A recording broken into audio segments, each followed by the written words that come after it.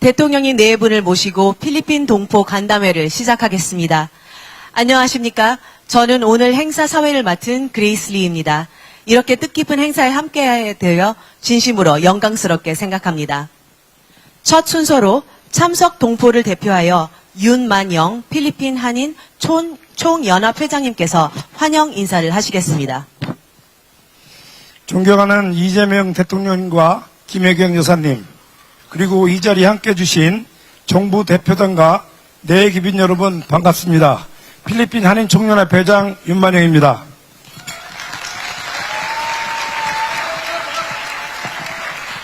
오늘 우리 5만 3천 필리핀 동포사회의 한결같은 염원을 담아 7천여 개의 선보다 더 깊고 넓은 환영의 마음으로 대통령 네 분의 필리핀 방문을 진심으로 환영합니다. 여러분, 우리 다시 한번 대통령 네 분을 위해 뜨거운 환영의 박수 부탁드립니다.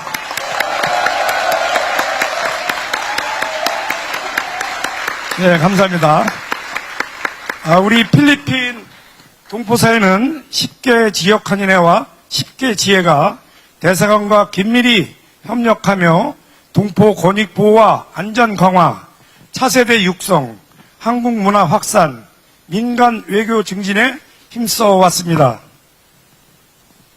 그 결과 아시아에서 가장 역동적이고 모범적인 한인 공동체로 자리매김하고 있습니다. 오늘 대통령님을 이 자리에서 직접 뵙게 되니 고국 대한민국과 필리핀 재외동포사회가 결코 떨어져 있지 않으며 하나로 굳게 연결되어 있음을 다시 한번 깊이 체감합니다. 존경하는 대통령님, 대통령께서 취임 이후 일괄되게 보여주신 민생 중심, 현장 중심의 국정 철학은 국경을 넘어 이곳 재외동포들에게도 따뜻한 울림으로 전해지고 있습니다.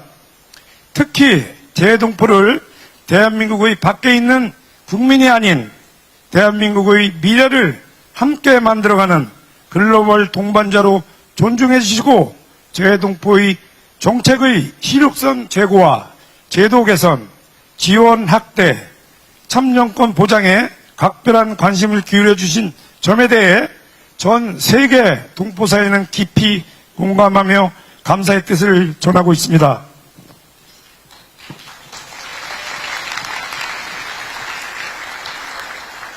국가가 동포의 목소리에 책임있게 답하겠다는 대통령님의 약속은 저희에게 큰 자부심이자 튼튼한 버팀목이 되고 있습니다.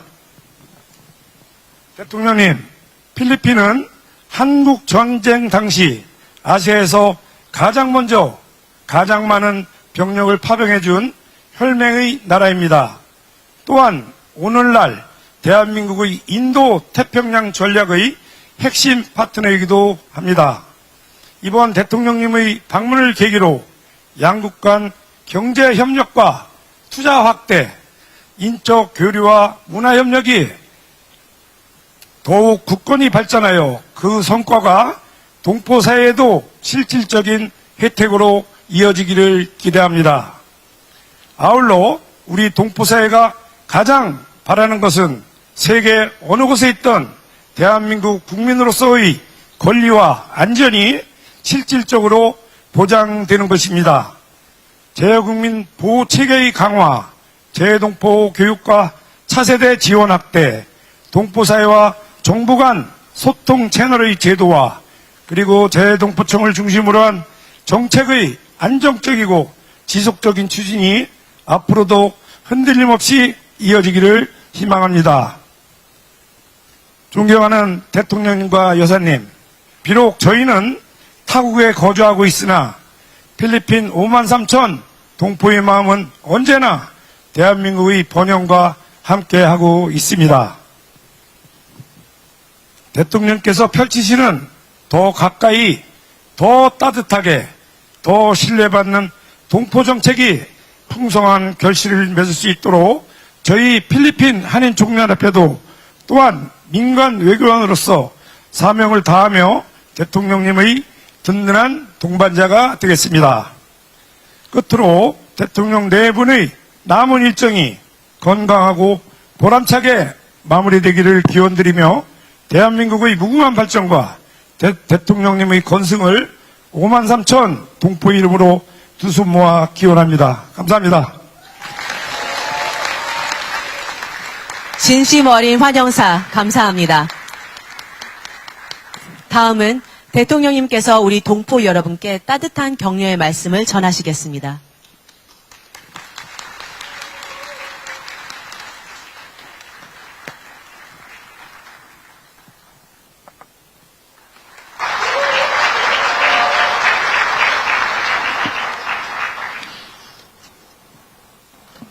네, 드디어 저도 이 정말 빼곡했던 일정이 끝나서 마지막 일정으로 여러분을 뵙게 되는데 마지막 일정이 가장 힘이 나는 자리 같습니다.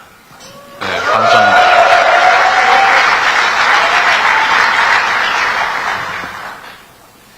제가 3월 3일인가에 제가 필리핀에 도착했는데 어제죠. 어제인데 어제가 좀 특별한 날입니다. 아시는 분들 많으실 텐데 필리핀과 대한민국이 수교한 지가 지금 올해 77년이 됐는데 어제가 그 수교한 그 날입니다. 그래서 정말 의미 있는 날이었는데 또 필리핀 교민사회는 또 다른 나라 교민사회와 좀 다른 특성이 있어 보입니다. 규모도 규모지만 뭐 단결하는 정도도 화합하는 정도도 좀 달라 보이고 또 역동적이어서 매우 기대가 많이 됩니다. 다 우리 회장님 덕인가요?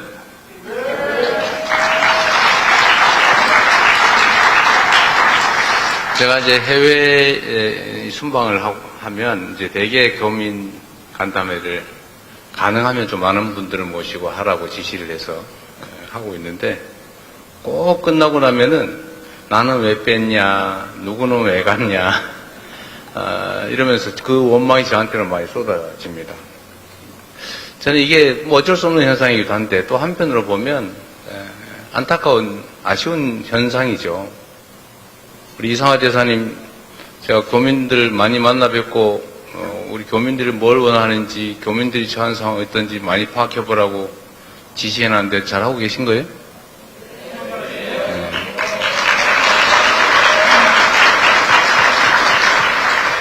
제가 이제 대통령이 되기 전에도 이제 해외 뭐 출장을 가거나 아니면 뭐 갈 일이 좀 있어서 교민들을 이렇게 만나 뵈면 대체적으로 이제 말씀하시는 내용이 거의 비슷합니다.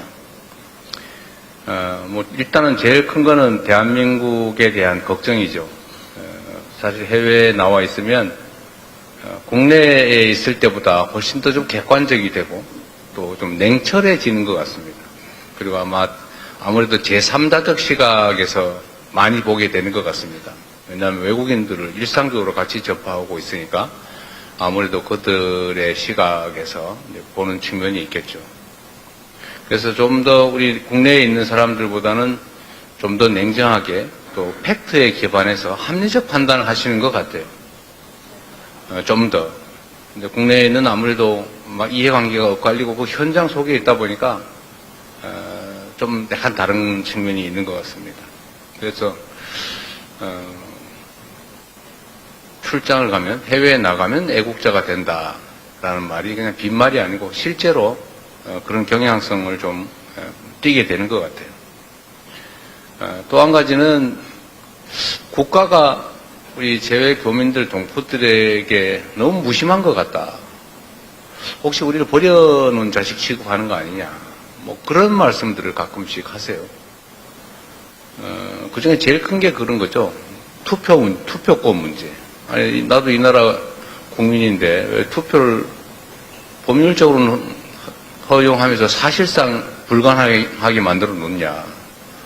투표하러 가려면 뭐 몇 시간 심지어 1박 2일 비행기 타고 다니게 만들고 어디 투표할 때도 투표소도 없고 그래서 주권자로서의 권한 행사를 사실상 막는 거 아니냐라는 그런 불만도 많이 있었던 것 같습니다. 또 세 번째로 많은 게 그런 거죠. 현지 공간, 대사관, 총영사관의 역할에 관한 겁니다. 저 사람들이 우리를 위해서 있는 조직인지, 우리를 관리하려고 있는 조직인지, 아니면 이용하려고 있는 조직인지 모르겠다.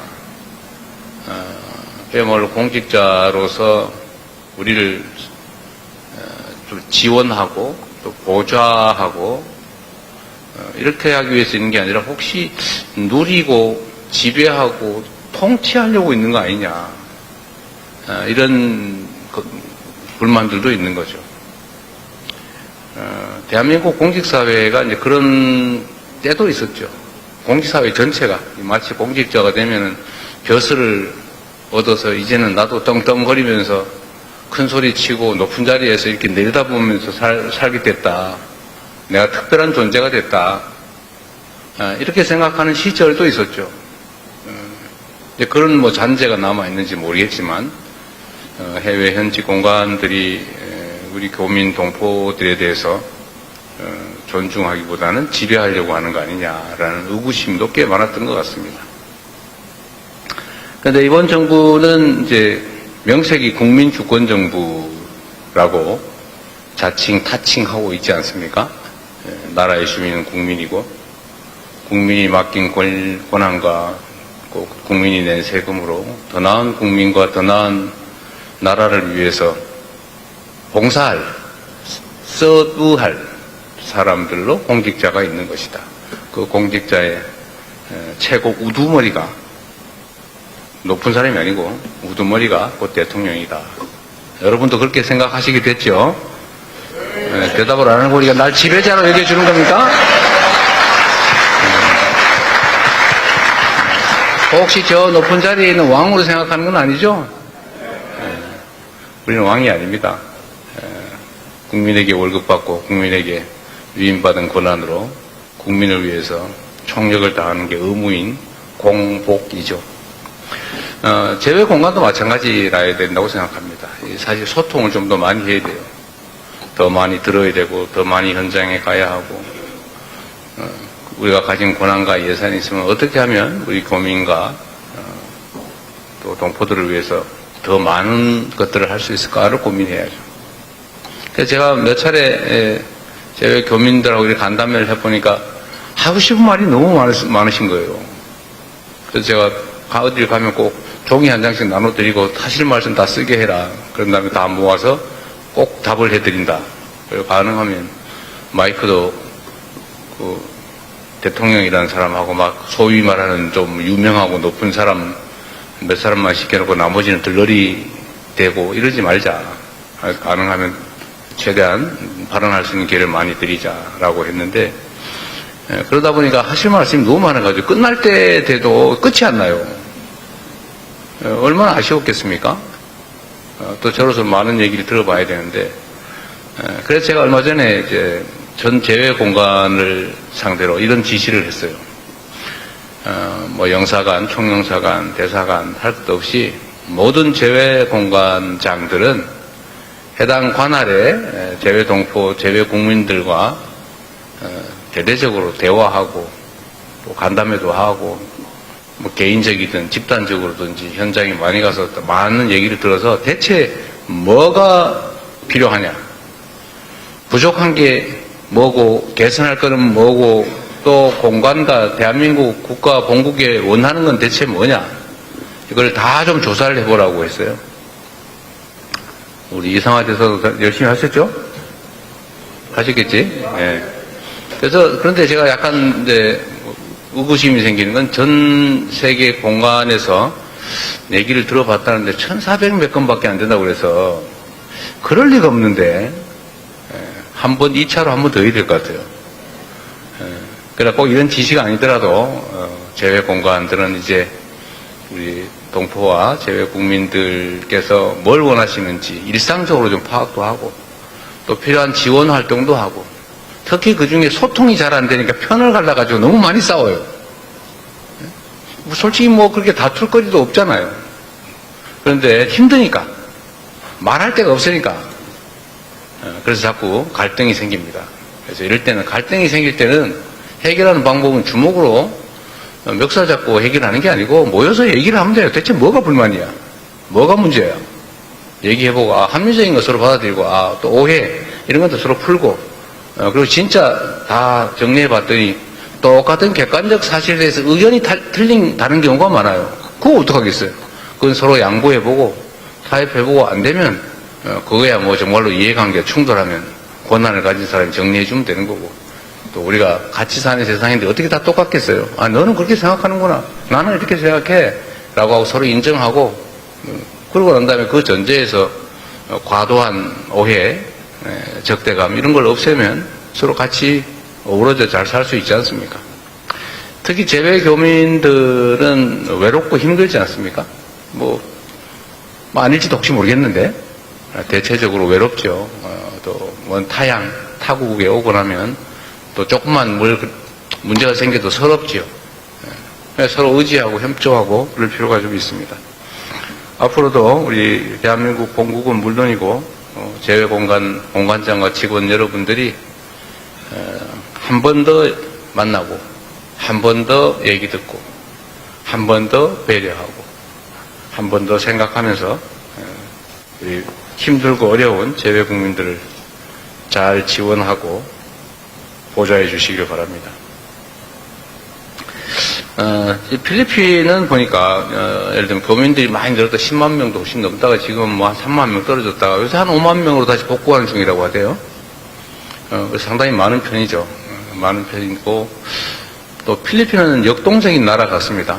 경제 성장률도 상당히 높고, 또 마르코스 대통령을 포함한 이 정부 당국자들도 어쨌든 국가 발전을 위해서 많이 애쓰는 것 같아요. 또 외자 도입도 많이 하려고 하고, 교육이나 투자도 좀 늘려보려고 애쓰는 게 눈에 보입니다. 대한민국도 뭐 여러분 아시다시피 무상 지원 사업, 그 외에도 교육과 투자가 상당히 많고 특히 뭐 군사 분야 협력도 많이 하고 있는 각별한 나라입니다. 그런데 아마 여러분들이 겪는 어려움 중에 하나가 아마 치안 문제인 것 같아요. 한국 사람이 현금을 많이 가지고 있다는 소문이 나서 그런가. 좀 그런 게 있죠. 또 우리나라 사람들이 현금을 좀 이렇게 가지고 있기를 좋아하는 경향이 있어요. 그걸 알아서 그런지 강도 피해가 많다고 합니다. 강도, 살인, 그리고 최근에 이제 마약 뭐 이런 것도 문제가 좀 되고 있어서 대한민국도 재외 국민들의 범죄 피해에 대해서 많은 관심을 가지고 있어요. 해외로부터의 범죄, 그러니까 국내 내국인들 상대로 한 무슨 뭐 스캐미니 무슨 뭐 요새 이상한 거 말아요. 애인 가장 해가지고 돈 뜯고 무슨 뭐 이런 거 워낙 많이 있는데 저희가 이제 특별 팀을 구성을 해가지고 또 캄보디아나 뭐 이런 라오스나 뭐 이런 동남아 국가에 되게 좀 많이 있는 편인데 뭐 필리핀도 좀 있는 것 같아요. 그래서 경찰 분야에 대한 협력 사업을 많이 해서 대한민국 사람을 건들면 패가망신한다. 제가 이렇게 공언을 하고 또 실제 현재 언론에도 그런 얘기도 많이 좀 퍼뜨리고 또 내국인을 상대로 한 범죄 행위에 대해서 우리가 좀 과하다 싶을 정도로 많은 인력, 예산, 자원을 투자하고 있습니다. 그래서 지금은 소위 내국인을 상대로 한 스캠 범죄, 보이스피싱 뭐 이런 게 통계적으로 피해액은 22% 계속 늘어나고 있었는데 피해액은 22%가 줄어들었고 이제 꺾였어요. 대한민국 부동산 값 꺾이듯이 꺾이고 막 올라가다 꺾이고 있습니다.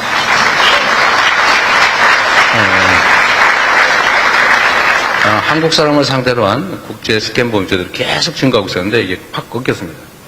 그래서 건수로는 25%, 액수로는 22% 뭐 이 정도 줄었다고 해요. 근데 계속 저희가 압박할 겁니다. 인력도 많이 늘리고 있고 국가 정보기관들도 현지에 활동들을 좀 많이 하게 제가 배치를 하고 있는 중입니다. 근데 내국인들의 피해는 이렇게 많이 줄어들고 있는데 이제 현지 우리 교민들 피해가 계속 늘어나는데 필리핀인 것 같아요. 제가 어제 마르코스 대통령께 이런 공식적인 부탁도 드렸습니다. 정상회의 석상에서 아는 분은 알 텐데, 그 무슨 박땡렬이라고 있죠. 한국 사람 3명을 살해했다고 하던. 근데 이 사람이 교도소 안에서 지금도 대한민국으로 마약을 수출하고 있다고 해요. 그래서 제가 어제 그 얘기를 했죠. 이 사람이 교도소 안에서 뭐 애인도 불러가 논다 그러고, 텔레그램 이런 거 가지고 계속 마약 수출도 하고 있는데, 우리 대한민국에서 이 사람을 좀 수사를 해서 처벌을 해야 되겠다. 그러니까 이 사람이 징역 60년을 받고 수감 중이라고 합니다, 지금 필리핀에서. 그래서 그 사람을 좀 임시로 좀 한국에 보내달라고, 임시 인도를 해달라고 요청해서, 뭐, 빠른 시간 내에 적극적으로 검토해서 시행해 보겠다고 얘기는 하셨어요. 이제 그뿐만 아니라, 여기 무슨 지익주 씨 살인사건이 있었죠. 그거는 뭐, 현지 경찰이 또 관계가 돼 있다고. 근데 뭐, 도망갔다고 하는 소문도 있고 그래서, 이것도 좀 빨리 잡아달라. 대한민국 국민들이 관심이 매우 높다.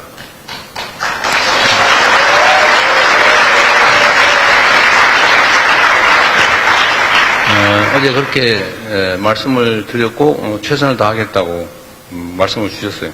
이제 우리도 이렇게 국민들의 관심이 높은 모든 뭐 범죄 피해가 똑같이 억울하지만 그래도 일반 예방, 그러니까 다시는 다른 사람들이 이런 짓을 못하게 막는 효과를 위해서는 국민들이 잘 알고 있는 사건에 대해서 더 관심을 더 기울이고 주력할 수밖에 없습니다. 그런 측면도 있으니까요.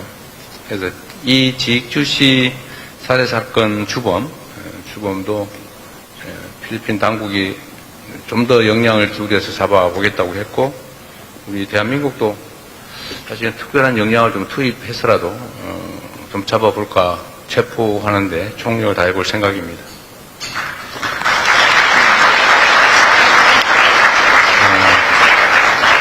그리고 다행히 또 이제 필리핀 당국은 대한민국 정부에 대해서 매우 우호적인 실질 조치를 하고 있어요. 여러분도 잘 아시겠지만 코리안 데스크라고 하는 조직을 별도로 운영하고 있죠. 한국인 보호를 위한 경찰 내에 특별 조직을 운영하고 있고, 또 제가 취임하고 난 다음에 또 요청을 좀 해서 코리안 헬프 데스크라고, 이제 한국인 상대로 한, 코리안 데스크는 한국 경찰이 현지에 파견돼서 같이 합동 근무하는 형태이고, 코리안 헬프 데스크는 이제 한국인들을 대상으로 한 특별 업무 담당 조직이죠. 이것도 따로 만들어서 한국인들의 피해를 최소화하고 피해 구제를 위해서 애써주고 있습니다. 이런 나라는 필리핀밖에 없어요, 현재 상태로. 물론 이제 필리핀 우리 교민들이 겪는 특별한 범죄 피해의 양상도 있기는 하지만, 또 그렇다고 해서 모두가 이렇게 해주는 건 아니고 필리핀 당국의 각별한 배려입니다. 우리 마르코스 대통령 보시지는 못하겠지만 감사의 박수 한번 보내드리시죠.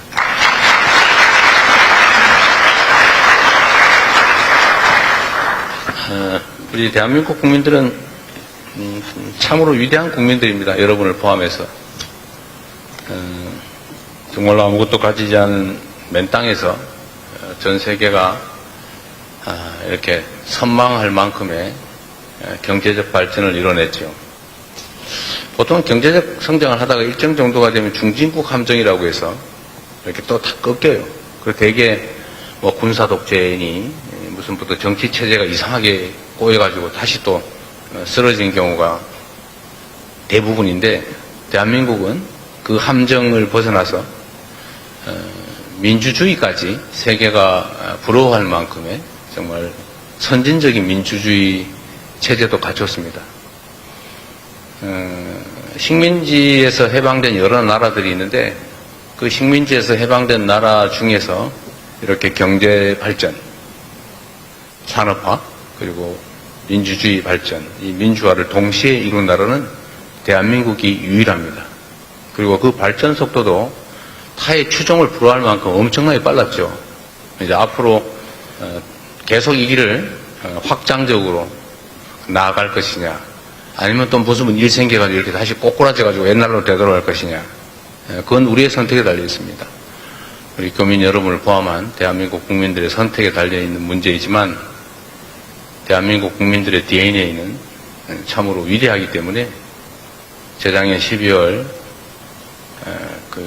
정말 상상하기 어려운 군사 쿠데타까지 총칼 든 권력의 그런 욕망까지 정말 그 가녀린 국민들의 응원봉으로 이겨내지 않았습니까? 자부심 생기잖아요?